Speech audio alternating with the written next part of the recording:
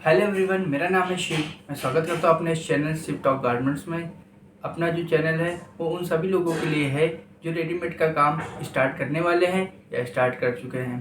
तो बात करेंगे बच्चों के कपड़े के बिज़नेस के बारे में कि बच्चों के कपड़े के बिज़नेस अगर आपको करना है तो आपको किस तरीके से बच्चों के कपड़े का बिज़नेस आप कर सकते हैं।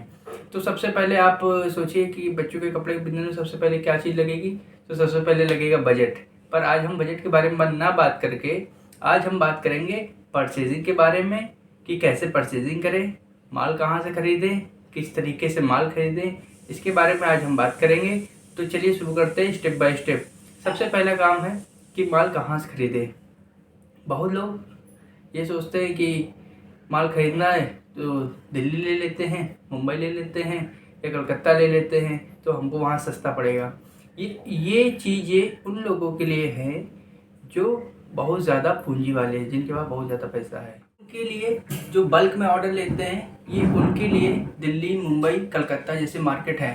पर हम लोग आज कम पूंजी वाले के विषय में बात करें, जिनके पास कम पैसा है वो बच्चों के कपड़े का बिज़नेस किस तरीके से स्टार्ट कर सकते हैं, कहाँ से स्टार्ट कर सकते हैं, इसके बारे में आज हम बात करेंगे। तो सबसे पहले ये है कि माल कहाँ से खरीदें। माल आप सबसे ज़्यादा ज़रूरी है कि अपने आस पड़ोस के जो शहर हैं या अपने ही शहर में जो बड़े बड़े होलसेलर हैं आप वहाँ से माल खरीदें। उसका सबसे बड़ा फ़ायदा ये होगा कि आपको अपने आस पड़ोस में ज़्यादा वैरायटी देखने को मिल जाएंगी कि किस तरीके की वैरायटी आती है।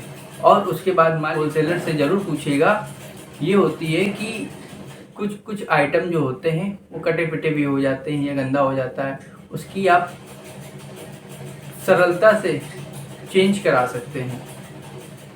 ऐसे आप दिल्ली, मुंबई या कलकत्ता से माल खरीदेंगे, उसमें कोई कटा फिटा आया तो वो आपका नुकसान हो जाएगा, क्योंकि जब आप एक बार फिर से जाएंगे दिल्ली, मुंबई, कलकत्ता तब आप उसको रिप्लेस करा सकते हैं। उसके भी चांसेस 50-50 हैं कि चेंज हो या ना हो। सबसे ज़्यादा इम्पॉर्टेंट बात ये है कि आपको अगर माल खरीदना है तो अपने इस होलसेलर से माल खरीदे, इसका भी आप विशेष ध्यान रखिए। होलसेलर होते हैं, बहुत तरीके के होलसेलर होते हैं, कुछ कच्चे पक्के का भी काम करते हैं, कुछ पक्के का भी काम करते हैं।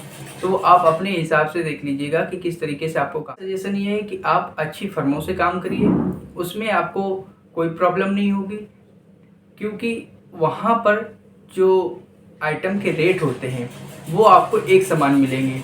जैसे आपने कहीं छोटी मोटी दुकान से काम कर लिया तो आज एक आइटम के आपको मान लीजिए 180 रुपये हैं, वो आप 4 दिन बाद देखेंगे तो 200 रुपये वो हो जाएगा।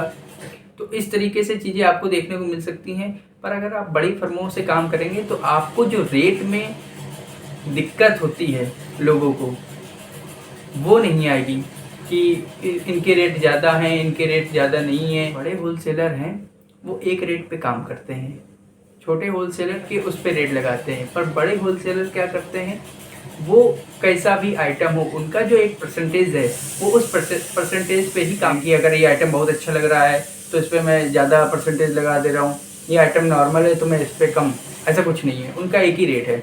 तो मेरा सजेशन ये है कि आप बड़े होलसेलर जो अच्छी फर्में हैं आप उनसे काम करिए, उनसे आपको बहुत ज़्यादा बेनिफिट होगा।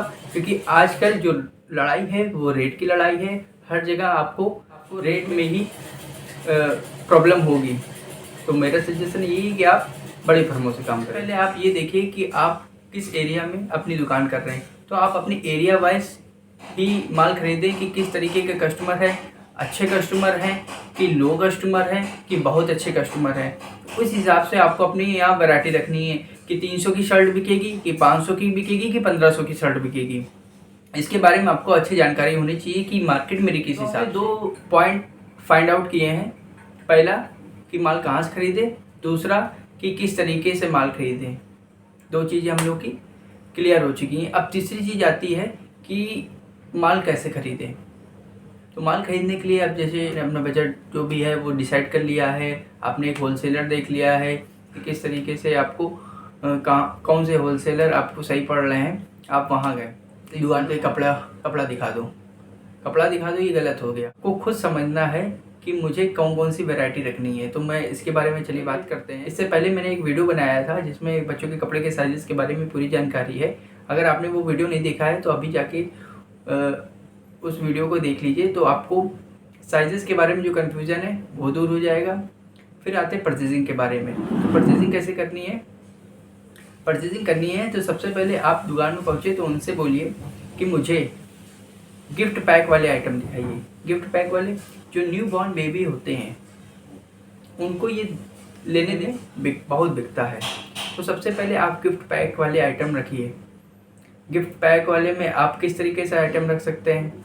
गिफ्ट पैक में जैसे आपको 5-7 वैरायटी दिखाई गई तो उसमें आप 3 वैरायटी रख लीजिए, सबसे सस्ता, मीडियम और सबसे अच्छा। 3 वैरायटी आपकी ये मेंटेन होगी।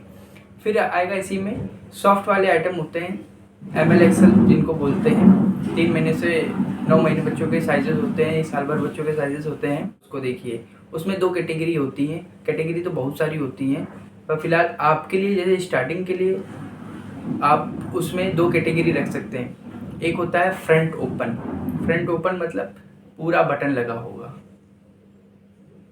आगे बटन होगी, उसको फ्रंट ओपन बोलते हैं। तो जो बच्चे न्यूबॉर्न बेबी होते हैं तो उनको पहनाने में बहुत ज़्यादा आसानी होती है। और फिर होता है राउंड नेक।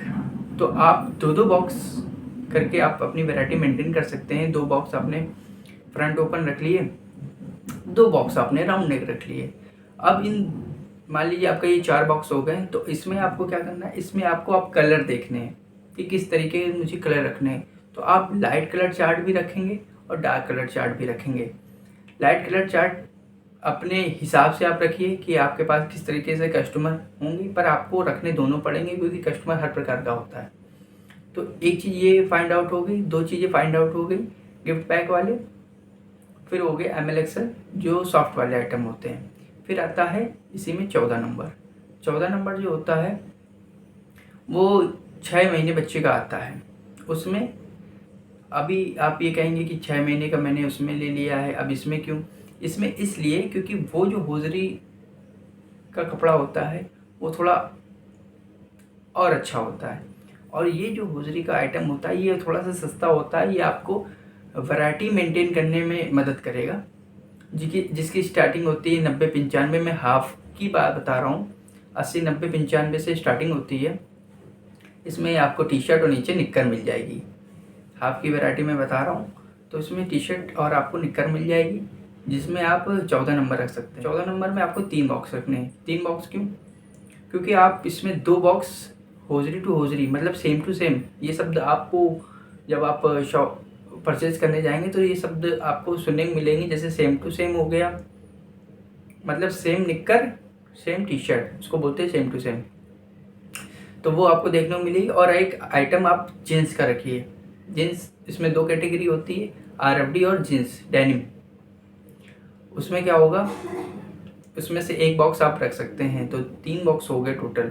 मान लीजिए नॉर्मल कस्टमर आया तो आपने निक्कर वाला आइटम दिखा दिया, उसी नॉर्मल कस्टमर ने कहा कि मुझे थोड़ा और अच्छा दिखा दिए तो आप एक जीन्स का भी आइटम दिखा सकते हैं। तो ये आपकी एक वैरायटी मेंटेन हो जाएगी। फिर आएगा 16 नंबर। सेम इसी प्रकार इसमें भी यही करना है, 3 बॉक्स। 18 में भी आप 3 बॉक्स करिए। फिर आएगा 20 नंबर। 20 नंबर में आज आप 5 बॉक्स करिए। मैं 5 बॉक्स इसलिए बोल रहा हूँ कि जो 20 नंबर होता है वो आता है 2 साल से लेकर 2.5 साल बच्चों का। और जो बच्चे 1.5 साल के भी हैं, मान लीजिए 1 साल 1.5 साल के भी हैं, तो उनके पेरेंट्स थोड़ा सा बड़ा देखने की कोशिश करते हैं कि थोड़ा सा बड़ा देख लेता हूँ, बच्चा बड़ा ही होगा, तो वो 2 साल के बच्चे का भी कपड़ा ज़्यादातर खरीदने की कोशिश करते हैं। तो आपको ये जो साइज़ है इसको आपको मेंटेन करना पड़ेगा। तो इसमें आपको 5 बॉक्स। फिर आता है 22, 24, 26। 22, 24, 26 मतलब 3 साल से लेकर 5-6 साल बच्चों के साइजेस होते हैं। 22, 24, 26 एक डब्बे में 3 पीस होते हैं। 22 होता है, 24 होता है, 26 होता है। तो 22 साइज़ का 1 पीस होता है, 24 साइज़ का 1 पीस होता है, 26 साइज़ का 1 पीस होता है। तो आपको जैसे नहीं आप दुकान कर रहे हैं तो वैरायटी मेंटेन करने के लिए आपको कम से कम 10 से 15 बॉक्स आपको इसमें रखने पड़ेंगे, क्योंकि एक डिब्बे में एक ही साइज़ होता है।